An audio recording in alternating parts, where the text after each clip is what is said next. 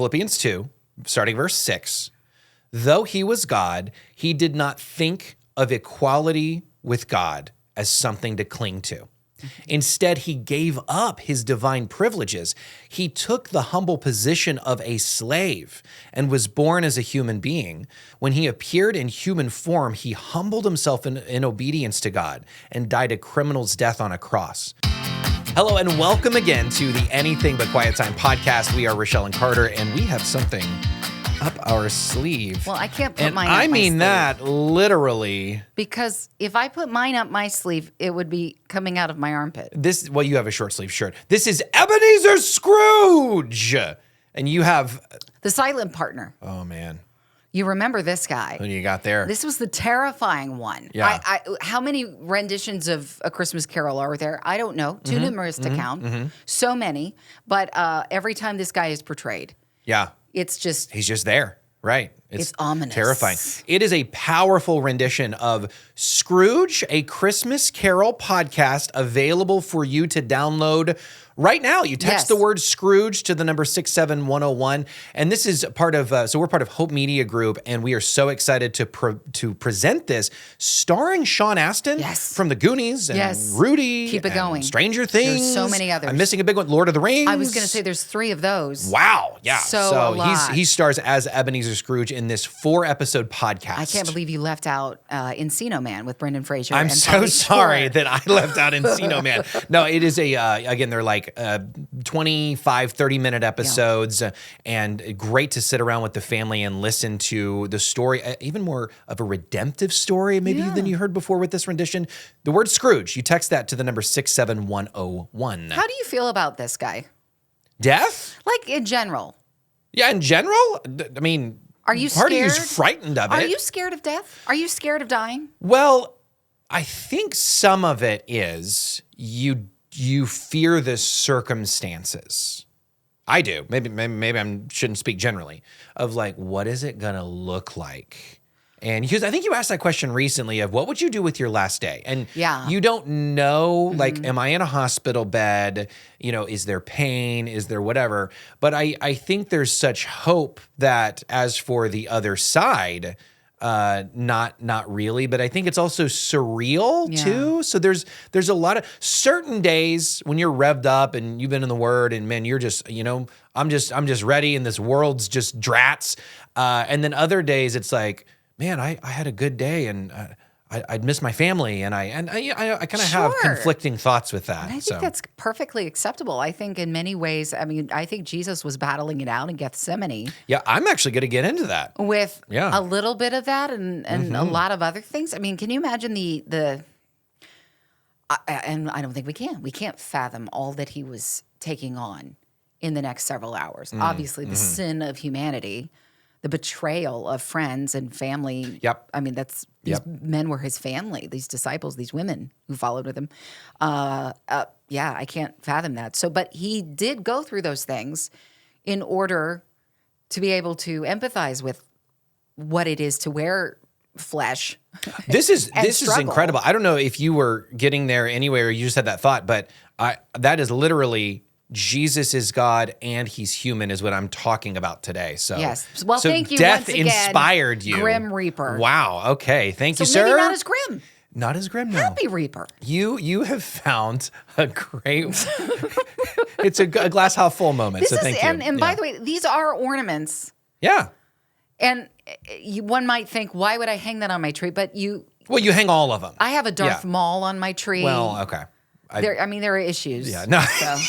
All right, you going first or am I going first? Actually, I don't know if that's true. I have Darth Vader on my tree. Okay, all right. You can go first if it feels like it. We'll get right into that then. Thrown, you're going to hit it out the park. So I'm actually in Mark 13 and 14 because we've been walking through this in our Sunday school class, and I've gotten to teach a couple of different times, and one was Mark 13 and 14, which is a lot. And I forget how many verses are in each individual chapter. Like I don't think about it, and sometimes it's like 20, and then I think Mark 14 is like 71 or something like that. Okay. So it's and that's the Gethsemane, and that's all that part, and then him being arrested, and but it's one conundrum that came up with this passage.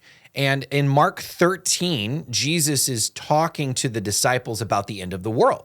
And obviously this comes up, it's always an interesting subject, and people have a lot of different thoughts on it. And of course, with what's going on in Israel, it comes up again. And somebody pointed out, man, when we hit that 2,000 year mark, if he hasn't come back, we hit that 2,000 year mark of 2030 and 2033, you know people are going to start predicting the end like crazy. It's been 2,000 years. Now I'm going to juxtaposition the things that I've gone through onto what I think it's saying. It's like, hey, we're not supposed to know. Okay, we're just not supposed to know. But he is talking about, for those that will be in the end times to be prepared and aware. Yeah. And he says something very interesting. No one knows, this is 1332. No one knows the day or the hour when these things will happen, not even the angels in heaven or the Son himself. Only the Father knows. And since you don't know when that time will come, be on guard, stay alert. And by the way, that last part I think is essential. I heard somebody talking about here's the reason. It's presented right there why we shouldn't guess, because we shouldn't know, is that if we knew that Jesus was coming back in 1,000 years, we might have a propensity to get lazy, not really live the Christian life, but we're on guard, we're staying alert. And so I think that's kind of the why of just let it be, pay attention, but let it be. But that conundrum is, if Jesus is God, how does he not know something? If God is omniscient, and this is when I started looking into this, you'll hear a lot of different faiths, especially like Islam, who doesn't believe that God, they believe God can't have a son and that God would never die. So they don't believe Jesus is God. They believe he was a prophet. And so this is one thing that skeptics will bring up. Well, if God is omniscient and Jesus is God, according to you, and then let me take you over here to Mark 13:32. Jesus doesn't know something. How is he God? And you're like, what? And I got some great insight that it's the two natures of Jesus that's really, really important here. Jesus is fully God and fully man. And I think what I did was this deep dive. I even brought up a couple of these verses last week of where Jesus didn't know everything. And we'll bring these up again. But I think where I want to start with, Jesus is a human. And that I often don't think about it in every possible way that is.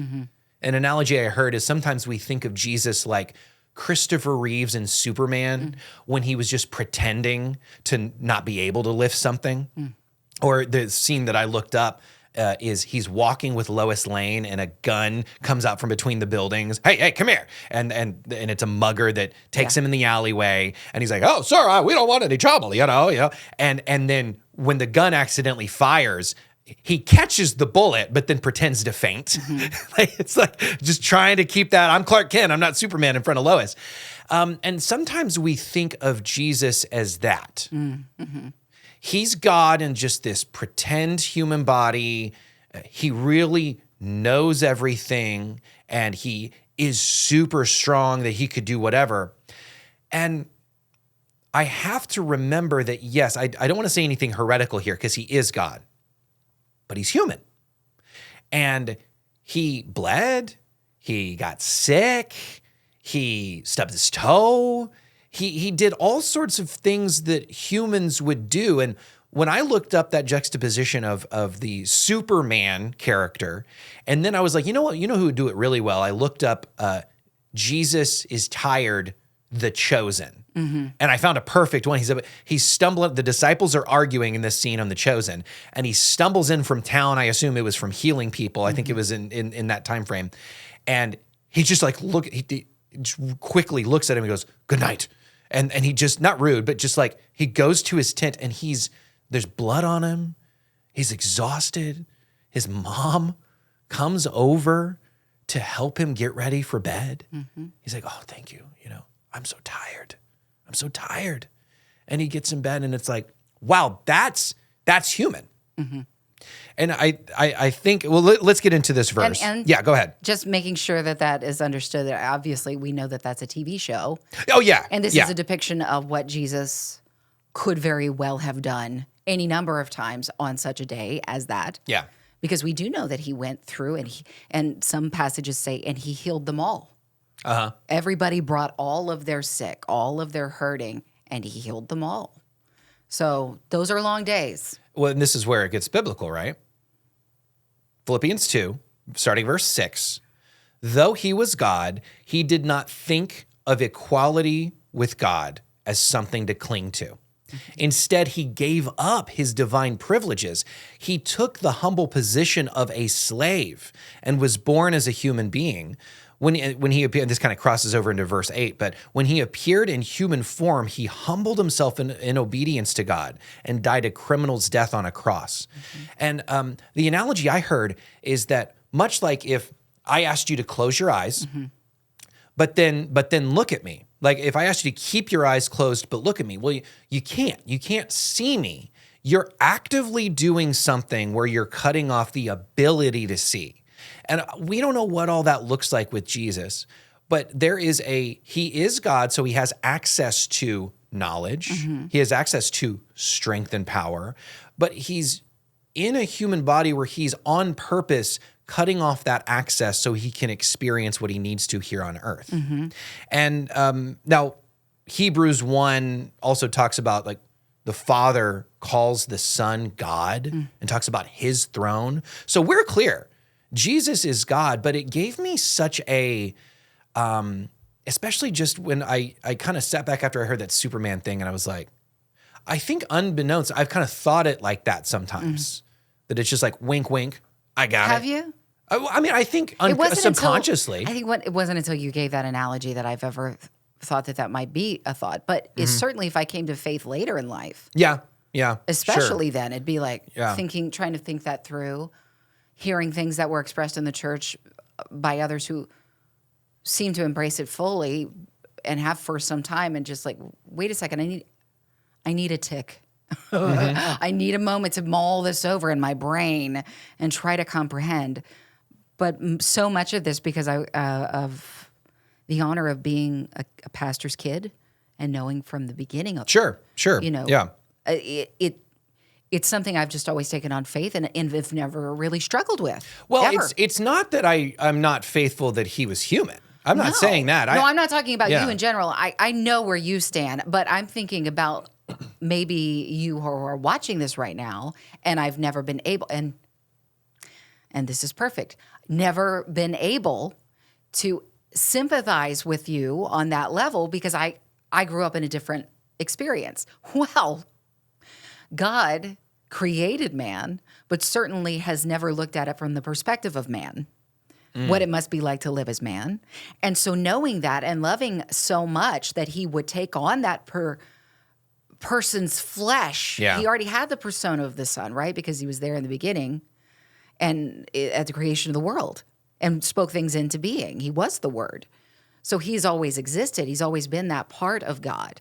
But for him to take on flesh so that he could sympathize and in this case, empathize, actually being able to get into these shoes. Yeah. I mean, that is who God is. Well, and that's the verse I brought up last week with Hebrews 5:8 says that even though he was God's son, he learned obedience through suffering. And my point last week was that if I'm an expert in something, I still can't act like I know it all. Yeah. And this study really gave me such a just an appreciation. I think it kind of gave me that same appreciation as when you watch something like The Passion of the Christ. You know it, but until or watching The Chosen even, and you see like, oh man, I think in the back of my head write it off of like, well, he's God, he's got it, you know. But that's where we get into now Mark 14 in the Garden of Gethsemane, and here he is facing this horrendous thing. His soul is being crushed to the point of death. I'm paraphrasing his words, and maybe that is the exact quote. He's about to sweat blood. I don't think it is described in Mark, but it's described elsewhere. He's about to sweat droplets of blood. He's under so much pressure and stress about it. And he gives us this great example of when we're in our humanness going, God, is there any other way? But let it be your will. I don't know, there's something there about he still knows, like his full knowledge isn't there as a human on earth. But he still knows enough my Father knows it all, and I'm going to make sure that I submit to him in that way. And so for me, like, It was just, I have to follow that example. oh, say that again. I have to follow that example. Even when I am at the end of my rope and I think, well, what is the plan here, God?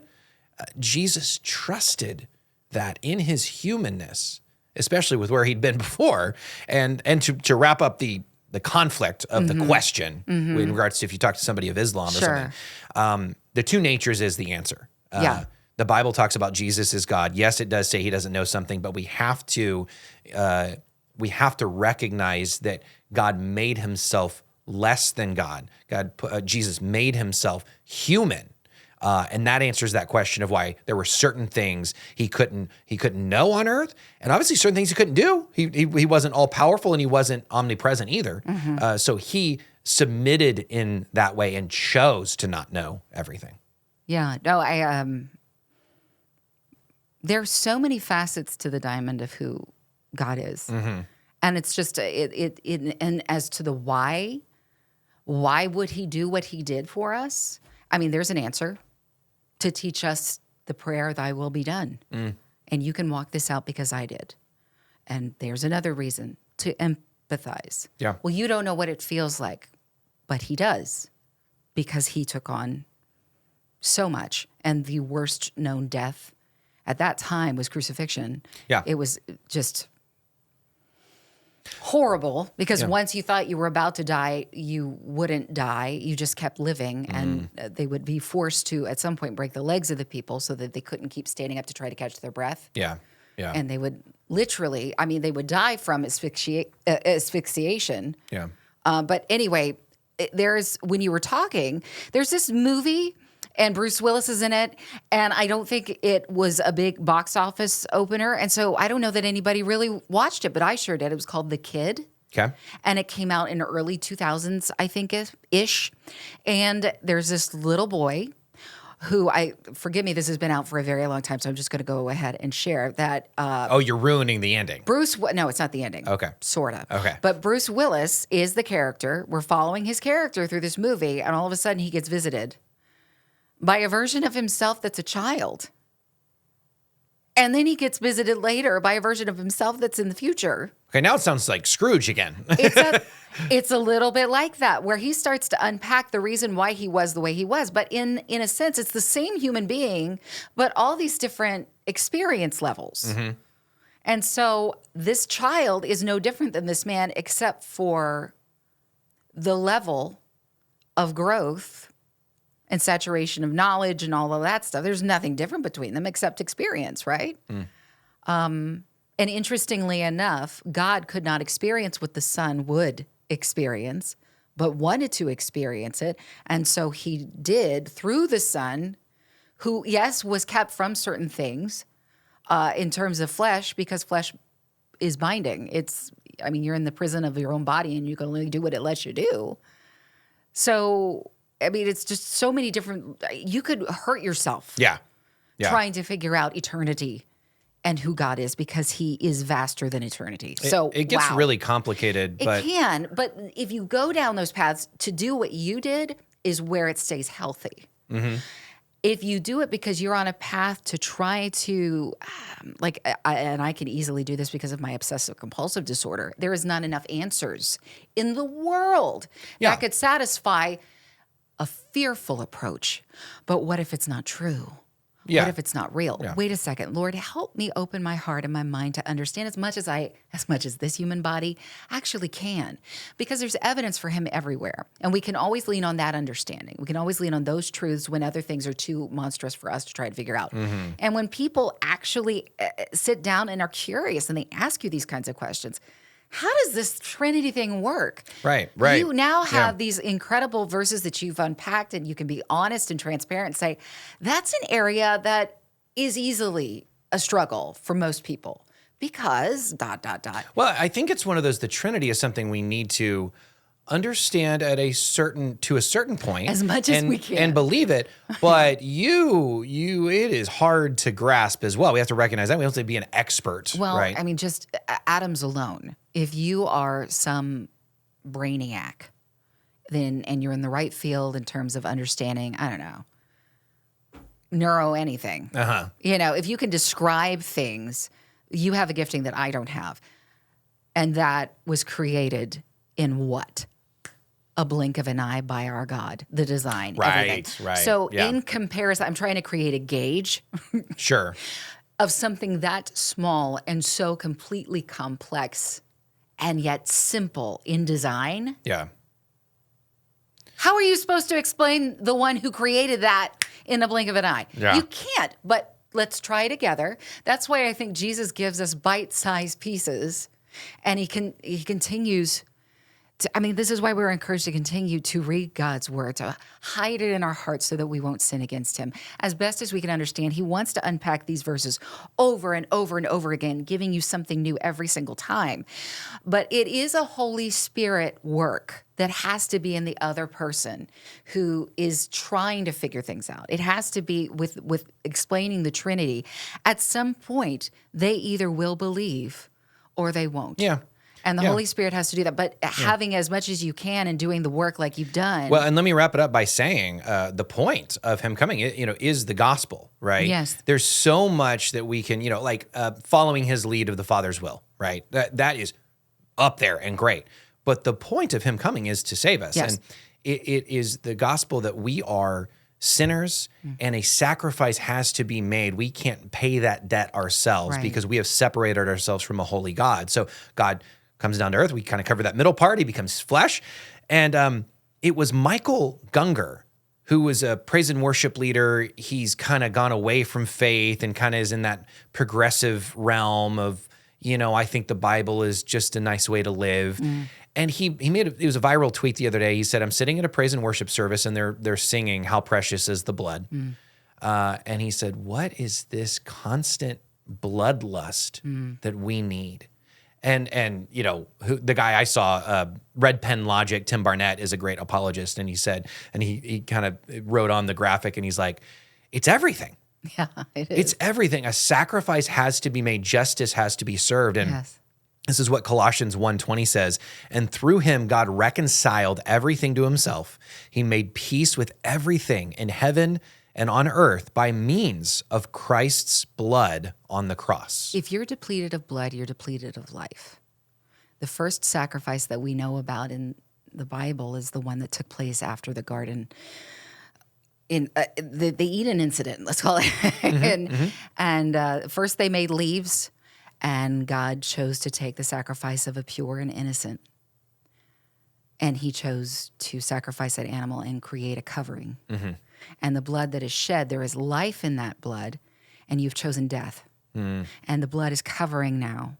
And so this is why we have the ritual, and it's very different than other sacrifice. You'll see other communities with their way of sacrificing, and it got pretty disgusting. With the Jewish people's ritual, there were different offerings made for different reasons, sacrifice for sin or anything else, but also sacrifices of praise.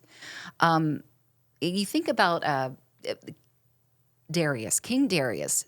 This is the king that threw Daniel in the lion's den. Oh, okay. Darius really loved Daniel. Like, he's new to the kingdom, kind of new here. Daniel knows the turf. Of course, he overthrew the Babylonian government, and now he's, the Persian Empire.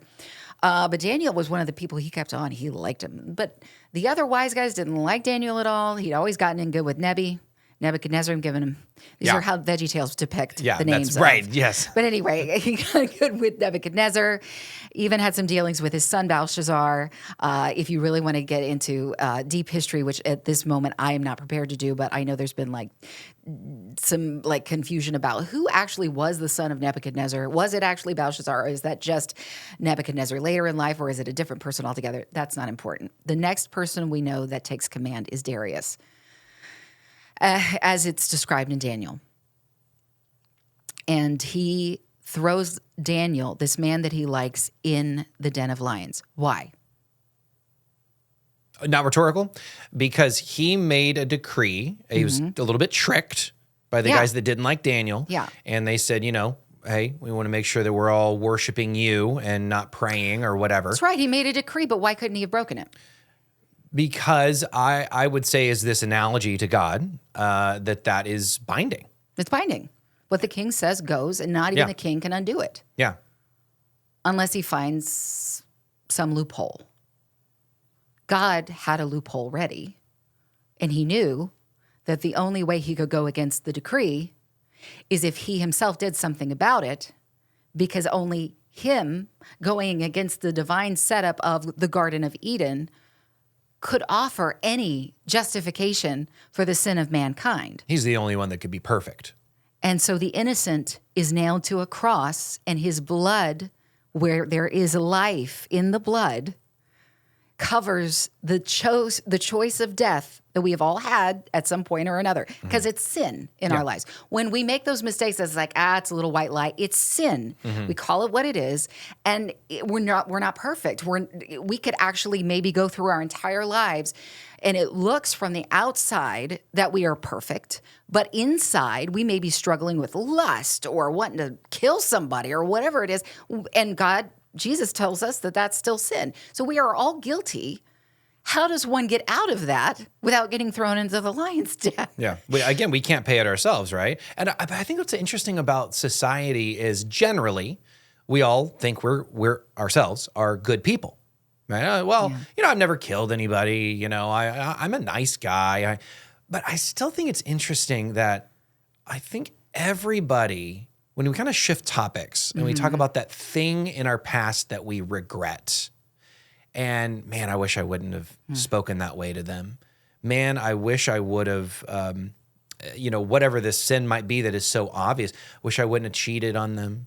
Wonder what that relationship would have been like if I didn't cheat on them. What would it have looked like if I had actually honored my parents or treated my kids right? Or I think there's such regret in all of us. And I think we have to see that is sin. There's a lot of other things too, right? A lot of things that people don't categorize as sin is.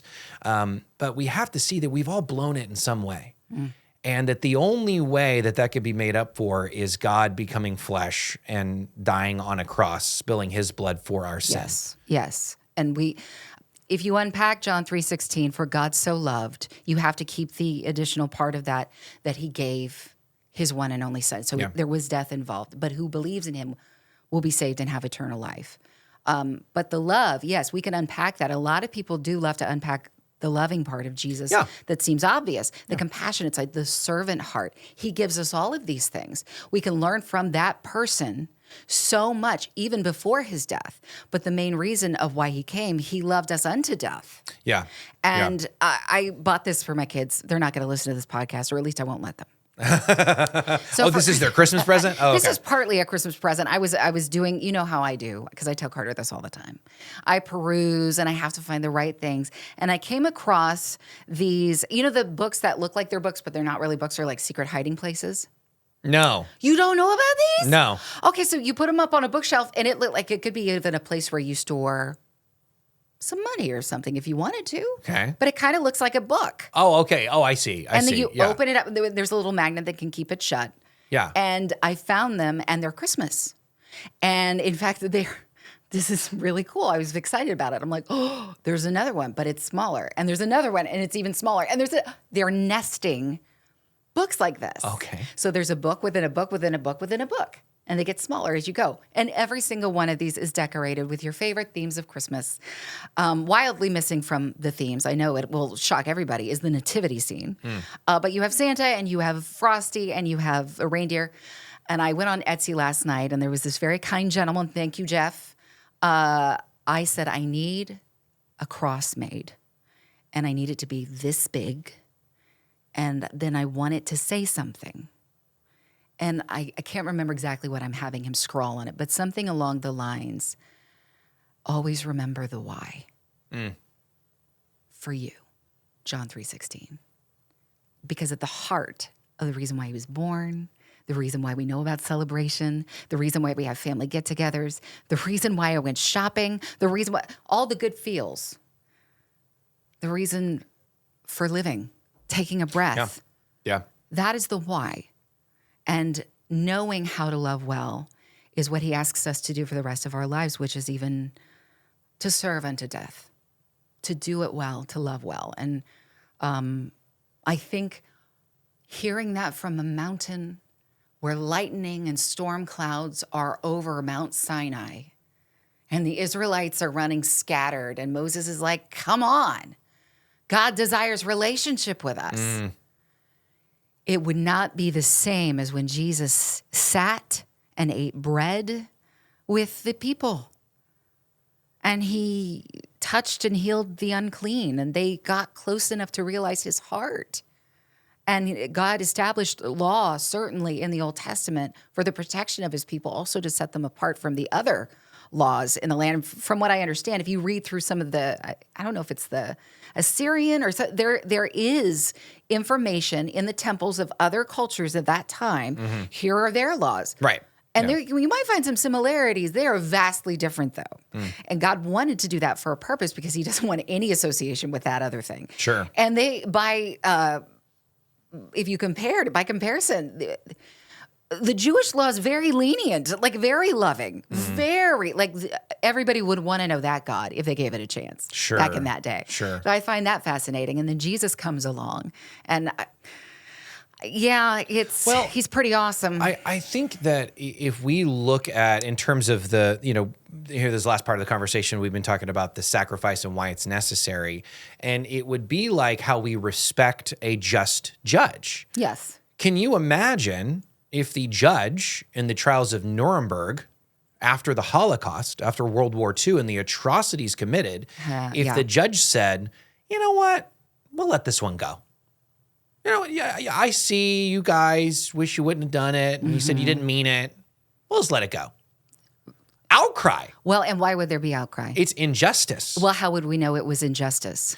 Well, then you get into morals, and why we have morals in the first place is because of a creator. And because we have that moral gauge from our creator. Yeah. And we are his image. We are made in his image, is what I mean to say. We were made in his image. So we have that in our system. So to your point, why should we not then be riled? Why would we think we would get scot-free? Well, I didn't do the same thing as them, but you're not the one weighing sin.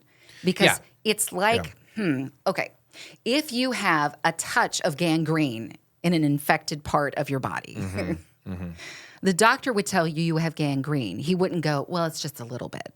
Right. Yeah. No, there's infection. This is nasty. We got to do something. We got to do something. It's just a little sin. Well, it infects all of you. Yeah. We don't take it I know I don't. We don't take it seriously enough. Until we, like I mentioned, we royally screw up. There are often days and weeks and months where it's just like, man, yeah. But this is against a holy God that we're talking about and his standard of perfection. And yet, so loving to say, okay, I'm going to step in for you because I know that you can't be perfect. I know we got to kind of wrap up on some stuff, but I was going to do something else, and I think I should do this instead. The last part of the Semitic alphabet from Psalm 119, which I've been kind of, sharing some stuff that I've been going through in Psalms. And I had to take it piece by piece because this is a big old psalm, as we talked about even last week, 176 verses. And the last, I found this fascinating. The last character is a cross-shaped mark. This is in the Jewish alphabet? Yes. Right? Okay. Which that's fascinating. And this is what I got out of it. Because the last part, we've been reading through this psalm and we're hearing about how we're crying to you and we're coming to you and we just think you're awesome and you are holy, Lord. And honestly, it sounds, just because I wasn't there, it may have sounded very crude, perhaps, in the day, but it was a psalm. So I would imagine it has this like a holy effect or whatever, but it sure sounds almost a bit pretentious. Sometimes you read the psalms, you're like, this guy's a goody-goody. He's always, I always keep your commands close to my heart. I'm thinking about them day and night. All of these things that some of the psalmists are saying, you're like, man, these guys were really good. And depending on the day you had, you're like, yeah, right there with you. And then some days you're like, oh man. Oh man. Right. But you know what? The very last part of the part that is labeled the cross-shaped mark says, I have gone astray like a lost sheep. Seek your servant, for I do not forget your commandments. But I messed up. Yeah. I went astray. Would you find me again? It's vulnerable. It's transparent. It's, you're not a goody two-shoes. And so the last verse, so relatable. We'll tell people even in passing nowadays, I love you, mean it. You know, we'll hear it or even say it, as well as blow kisses in the air to that person. And I've even seen it portrayed in movies where kind words like these are exchanged between frenemies, right? Mean Girls or whatever it is. Right. Both parties will make a face behind the other's back the moment they have the chance. But love gets thrown around even between people who have promised to journey hand in hand with one another. Whether it's friendship or man and wife, we promise our whole heart, and yet there seems to always be a piece that we keep selfishly minded. I know I do. I love my husband so much. Why does he not fill the water bottles after he, or whatever it is? Yeah. If he's listening right now, he's like, I started doing that again. Okay, fine. But just serve. And then maybe if he sees you do it, maybe if that's between him and God, just serve. If you've spoken it in love and you've said, hey, would you mind doing the thing? And then just serve, right? I have to kind of keep doing that. But I love him with my whole heart, and yet I've always reserved that piece.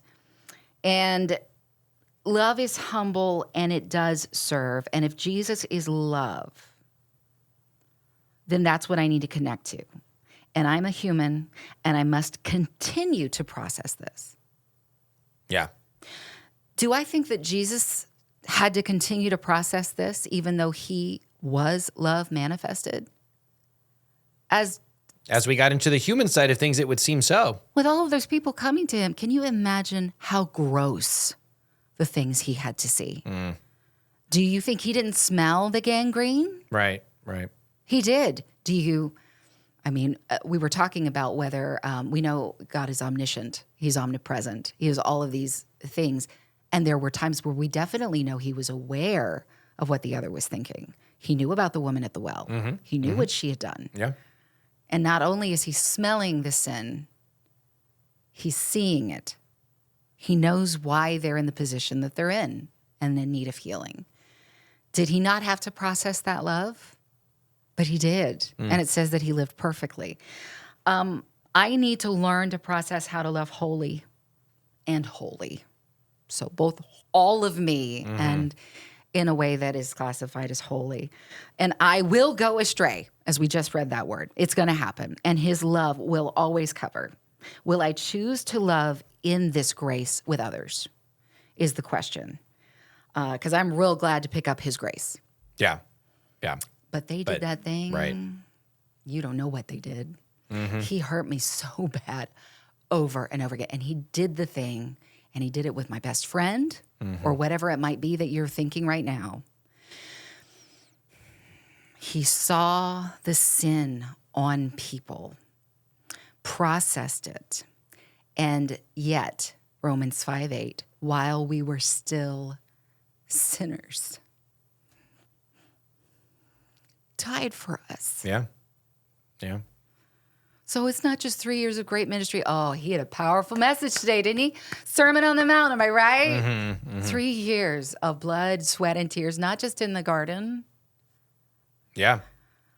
We know what that feels like if we're moms and dads too. I mean, you're a part of you're a manager over a group of people or whatever position you have. If you've had to tend to the needs of people can be awesome and people can suck the life out of you.